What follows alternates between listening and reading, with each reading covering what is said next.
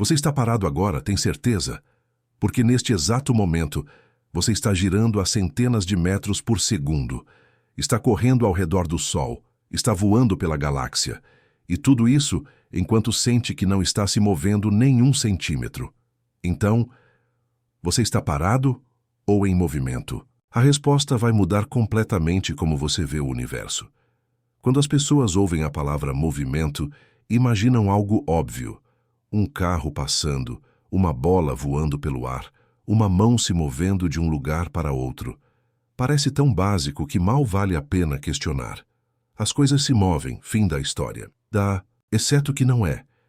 Porque no momento em que você faz uma pergunta um pouco melhor, movendo em relação a quê? O chão se move sob seus pés. Olhe ao seu redor agora. Você se sente parado. A sala parece parada. Nada dramático parece estar acontecendo. No entanto, a Terra está girando sob você a centenas de metros por segundo.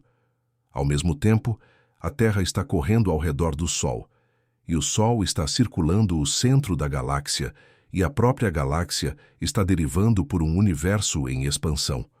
Todo esse movimento está acontecendo enquanto você fica aí sentindo-se perfeitamente em repouso.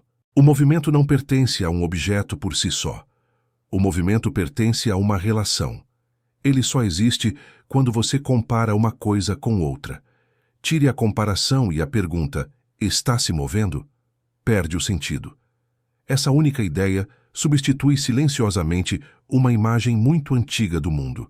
Por séculos, as pessoas imaginavam o movimento como algo absoluto, como se o universo tivesse uma grade invisível marcando o que conta como verdadeiramente em movimento e o que conta como verdadeiramente parado. A física abandonou essa imagem, não porque estava fora de moda, mas porque a natureza se recusou a cooperar com ela. Cada experimento conta a mesma história. Você pode descrever o movimento apenas escolhendo uma referência: um trem, o chão, a terra, as estrelas. Cada escolha conta uma história diferente, igualmente válida. A física continua funcionando em cada uma delas. Isso já explica algo que você sentiu sua vida inteira sem nomear. Quando um avião voa suavemente, o movimento desaparece da consciência. Nenhuma sensação especial anuncia a velocidade em si. Apenas mudanças no movimento. Partidas, paradas, curvas se fazem conhecidas. O corpo responde à aceleração, não ao movimento sozinho.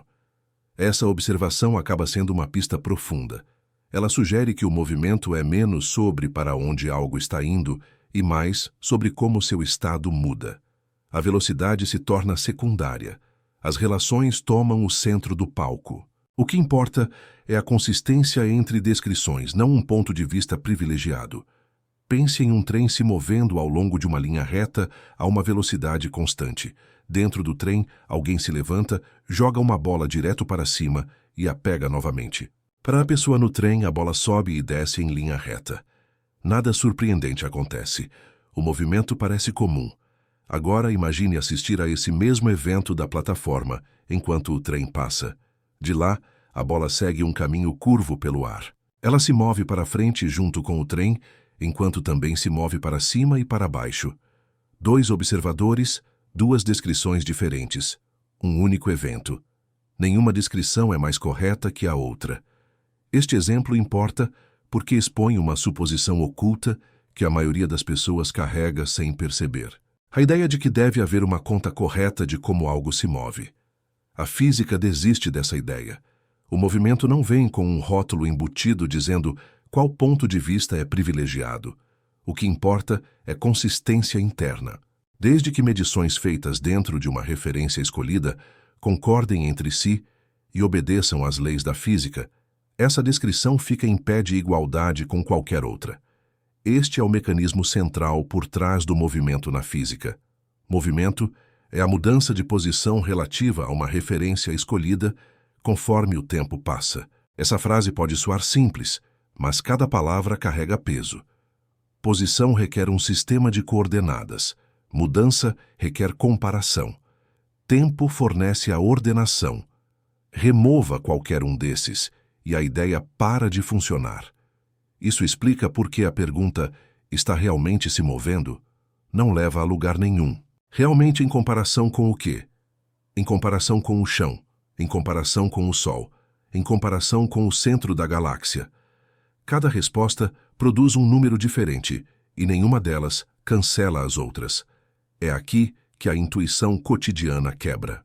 A experiência diária sugere que o movimento deveria se anunciar. Algo em movimento deveria parecer diferente de algo em repouso. No entanto, movimento constante não produz sinal interno. Um trem, avião ou nave espacial, movendo-se suavemente, se comporta da mesma forma que um parado, desde que não ocorram curvas ou mudanças de velocidade. A física não acha isso surpreendente. O senso comum acha. O que se destaca, em vez disso, são mudanças no movimento. Partidas súbitas, paradas súbitas, caminhos curvos. Esses eventos criam sensações, forças e efeitos mensuráveis. O corpo responde à aceleração, não ao movimento em si. Essa distinção explica muito. Pensadores antigos acreditavam que o movimento exigia esforço contínuo. Se o impulso parasse, o movimento deveria desaparecer. Essa crença parecia óbvia porque o atrito está em toda parte na vida comum. Pisos, ar, estradas e materiais constantemente interferem. Uma vez que o atrito é contabilizado, a imagem muda. Remova a interferência e o movimento persiste por conta própria. Objetos no espaço continuam se movendo por enormes distâncias sem desacelerar. Nenhuma força é necessária para mantê-los em movimento.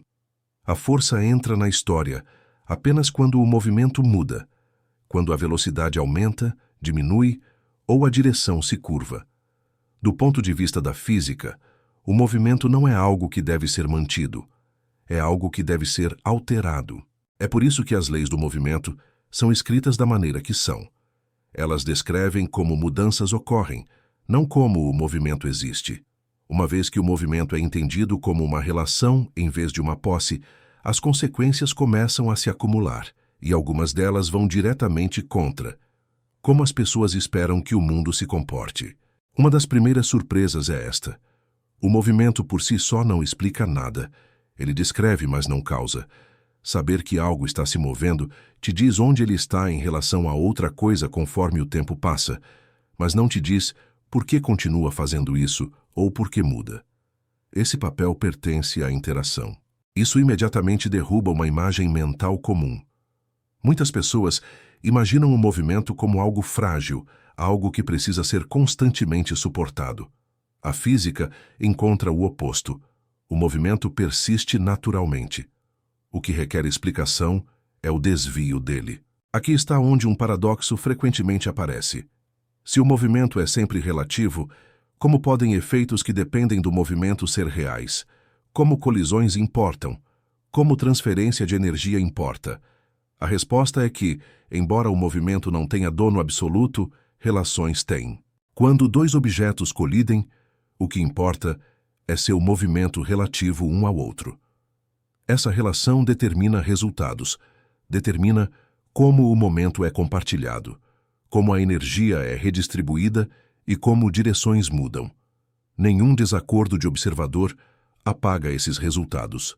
Observadores diferentes podem atribuir velocidades diferentes, mas todos concordam sobre o que acontece em seguida. Este acordo é a espinha dorsal oculta da física.